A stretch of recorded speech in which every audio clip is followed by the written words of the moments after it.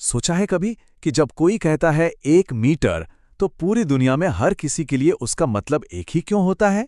मतलब ये बात तो बहुत मामूली सी लगती है ना? पर इसके पीछे ना माप की एक बहुत ही दिलचस्प कहानी छुपी है। और पता है ये कहानी कहाँ से शुरू होती है?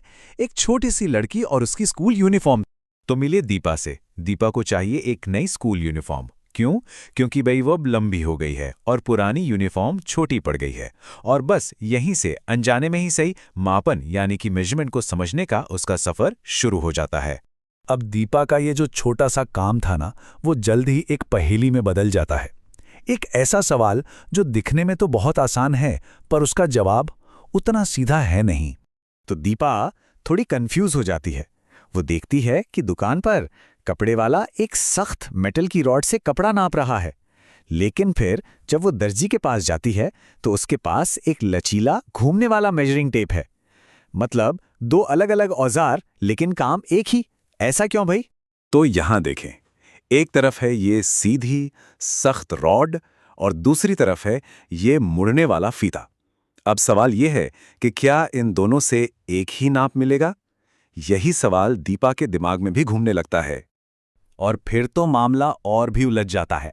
उसकी मम्मी दर्जी से कहती हैं कि लंबाई 4 अंगुल और बढ़ा देना। अब मीटर सेंटीमीटर तो फिर भी समझ आता है, पर ये 4 अंगुल क्या चीज है? पहेली और भी गहरी हो गई। तो अपनी इस उलझन का जवाब ढूंढने के लिए दीपा और उसके दोस्त खुद ही जासूस बनने का फैसला कर लेते हैं। तो अगले दिन स्कूल में दीपा ये सारी बात अपने दोस्तों को बताती है। अब दोस्तों की भी दिलचस्पी जाग जाती है और वे सब मिलकर इस रहस्य को सुलझाने का फैसला करते हैं। उनका मिशन एक छोटा सा साइंटिफिक एक्सपेरिमेंट। तो उनका प्लान बड़ा सिंपल था। पहला, वो अपनी क्लास की टेबल को नापेंगे। दूसरा, उनका नापने का औजार, वो कोई रॉड या टेप नहीं होगा, बल्कि उनका अपना हाथ होगा, जिसे हम बालिश्त भी कहते हैं। तो बस सब तैयारी हो गई। अब देखते हैं इस एक्सपेरिमेंट का नतीजा क्या निकलता है। और ये देखिए, एक एक करके सारे दोस्त बड़े ध्यान से टेबल को अपने बालिश से नाप रहे हैं।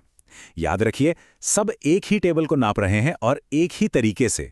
मतलब सब कुछ बिल्कुल एक जैसा है।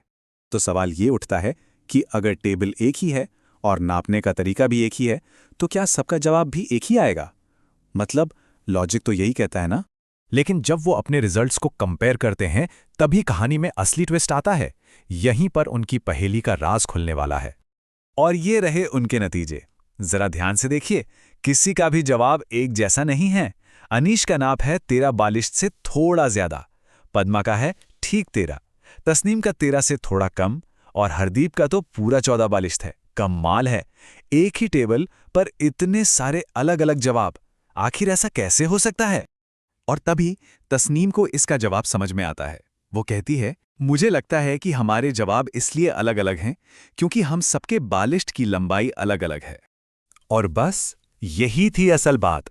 प्रॉब्लम बच्चों के नापने के तरीके में नहीं थी, प्रॉब्लम उनके औजार में थी, यानी उनके हाथ के बालिश्त में, जो हर किसी का अलग अलग साइज का था। और पता है, इसी प्रॉब्लम ने एक बहुत ही शानदार सॉल्यूशन को जन्म दिया। एक ऐसा आइडिया जिसने हमारी दुनिया को हमेशा के लिए बदल कर रख दिया। और इस समस्या का समाधान है स्टैंडर्ड यूनिट या मानक इकाई। ये मेजरमेंट की एक ऐसी यूनिट होती है जिसकी वैल्यू फिक्स्ड होती है, वो कभी नहीं बदलती। चाहे कोई भी उसे इस्तेमाल करे, कहीं भी करे, उसकी वैल्यू हमेशा एक जैसी ही रहती है। इसे ऐसे समझिए, एक बालिश्त हर किसी के लिए अलग हो सकता है, छोटा बड़ा, लेकिन 1 सेंटीमीटर वो हमेशा 1 सेंटीमीटर ही रहता है। यही है स्टैंडर्डाइजेशन की असली ताकत। और इसी वजह से दुनिया भर के देशों ने मिलकर एक सिस्टम बनाया जिस पर सब सहमत हुए। इसे कहते हैं इंटरनेशनल सिस्टम ऑफ यूनिट्स या एसआई सिस्टम। लंबाई के लिए जो स्टैंडर्ड यूनिट चुनी गई वो है मीटर, और इसे छोटे हिस्सों में भी बांटा गया है। 1 मीटर में होते हैं 100 सेंटीमीटर और हर सेंटीमीटर में 10 मिलीमीटर। लेकिन 1 मिनट, सिर्फ एक स्टैंडर्ड टूल होना ही काफी नहीं है, उसे सही तरीके से इस्तेमाल करना भी तो उतना ही जरूरी है ना? तो पहला और सबसे जरूरी नियम, रूलर को हमेशा उस चीज के साथ बिल्कुल सीधा और सटाकर रखें जिसे आप नाप रहे हैं। अगर रूलर जरा सा भी तिरछा हुआ तो रीडिंग गलत आएगी, सीधी सी बात है। दूसरा नियम, जब आप रीडिंग ले रहे हो तो अपनी आंख को निशान के ठीक ऊपर रखना चाहिए।